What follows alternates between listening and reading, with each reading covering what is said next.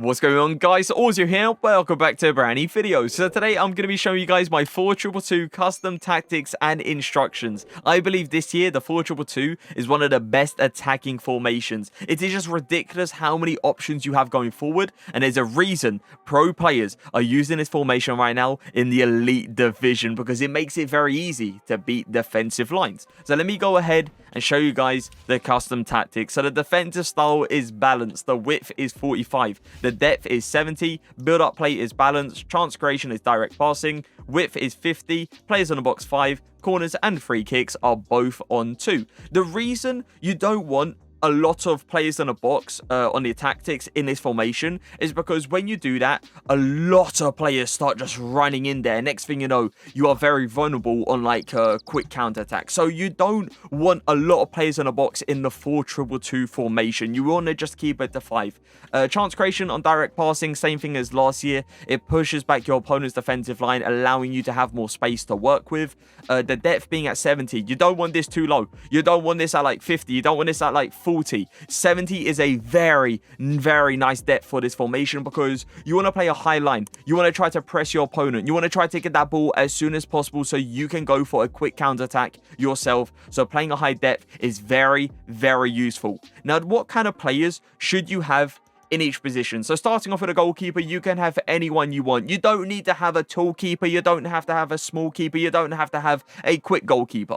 You can have anyone you want. Just make sure you have a goalkeeper that obviously works for you. If you like Alisson, go for Alisson. If you like Courtois, go for Courtois. I've got Areola because he is putting in really nice performances right now. Centre backs. Now, if you're on next gen, you want obviously the lengthy accelerate style. That is very good, or like a really, really fast centre back. I've got Alaba on the Architect Chem style, so he has that lengthy accelerate type, and I've got Thiago Silva on the Anchor Chem style, so he has got the lengthy accelerate type. These custom tactics and instructions, by the way, just to let you guys know, do work on old gen as well. I have actually tried them on old gen and they work wonders. So when you're on old gen, obviously you don't have that accelerate style because that's not a thing on old gen. So if you're on old gen, just go for really, really fast centre backs. Left back, right back, they do go up a little bit, but not like a crazy amount. Make sure they are solid on defense. I love Malacia in this game. I think he's an absolute beast, and I'm really liking Diego Dalot right now as well. These two can also go forward because they have got a pretty good dribbling ability. Obviously, you have someone like Ferland Mendy, Cuadrado, Alphonso Davies. That would be outstanding in this formation. CDMs. Now, I've got 2 players that can go forward, but can also defend really well. What you can possibly do in this formation is have one player that can go forward really well, maybe like an Nkunku or even like a Kevin De Bruyne. Kevin De Bruyne in this formation is incredible.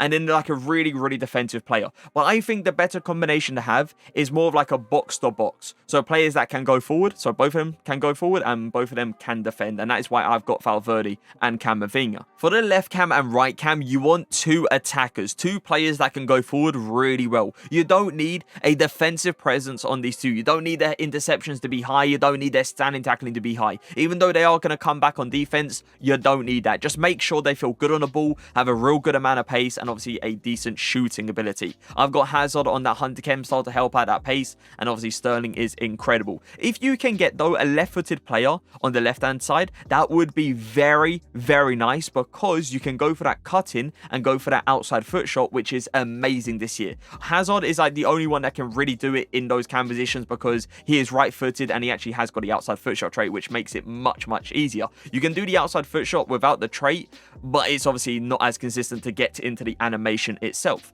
Now, the strikers, Danjuma and Rashford, these 2 are fast, great finishers, and feel really nice on the ball as well. I like this combination. These 2 work really hard with each other. They work really well with each other. They just like have a nice little link-up play. And obviously, player of the month Rashford in this game really did surprise me with how good he is. Like, I didn't expect him to be crazy different to his gold card, but he is so much better than his gold card. So yeah, just make sure they're fast, make sure they have got a good finish, and obviously make sure they feel great on the ball as well. Now, the instructions, starting off with a goalkeeper, default, believe in your keeper to make the right decisions. Don't have sweeper keeper, don't have cover crosses, there is no need. The centre backs are also going to be on default as well. You don't want to touch your centre backs. You don't want anything like aggressive interceptions. You don't want step up either because that's when they push up in some stupid situations formations. Next thing you know, an overtop through ball happens and you end up conceding some very, very dumb goals. So yeah, just make sure both of them are on default. Your left back is going to be on stay back while attacking and on overlap, and that's the exact same thing for your right back as well. These two are not going to be bombing it forward. It's not like both of them all of a sudden have got high-low work rates and are going to overlap every single time. They will only do the overlap if they see the gap wide open. And that is why it's very important to have stay back while attacking on both fullbacks as well, because that's what makes them not go forward if the gap is not open. They'll just sit there in their position. But yeah, that's why I said it's nice to have two players that feel good on the ball. As I said to you guys, I've got Malacia on the left-hand side. He feels really nice. And I've got Diego Dalot on the right-hand side. Now, the CDMs, cut passing lanes on both of them, stay back while attacking on both of them, and cover center. In my 4-2-3-1, I didn't have these on cut passing lane. I had it just on default. But in this formation, cut passing lanes is incredible. It is so good because they do so much by themselves. So yeah, make sure both of them are on cut passing lanes, stay back while attacking, and cover center. The left cam and right cam is going to be on the exact same thing as well. Come back on defense, get in the box for a cross. It's very important to have these two on comeback on defense because this formation turns into like a 4-4-2 second variation, and that's the one with obviously two CDMs. It just allows them to be like a left mid and right mid on defense, double teaming the sides and really, really helping out down the line. Now, the strikers is going to be on get in behind, both of them. You want both of them on getting behind because they're going to be running. They're going to be using that pace to just get in behind, get away from the defenders and score some very, very easy goals. And the getting behind instruction does allow the two strikers to push back the defensive line actually quite deep, which then makes your right cam and left cam have a little bit more space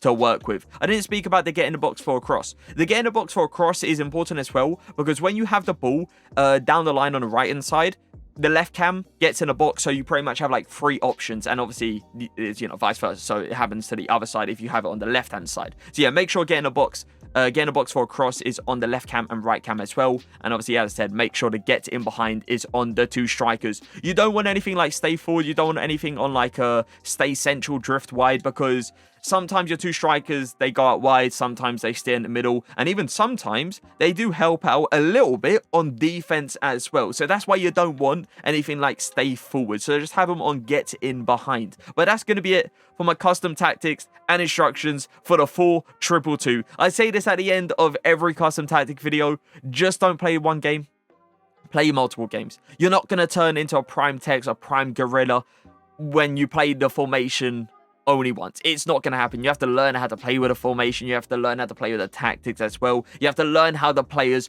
move on the pitch, and that's when you can use the formation to its full potential. But yeah, I hope you guys did enjoy the video. If you did, make sure to leave a like, make sure to subscribe, and I'll see you guys next time. Peace.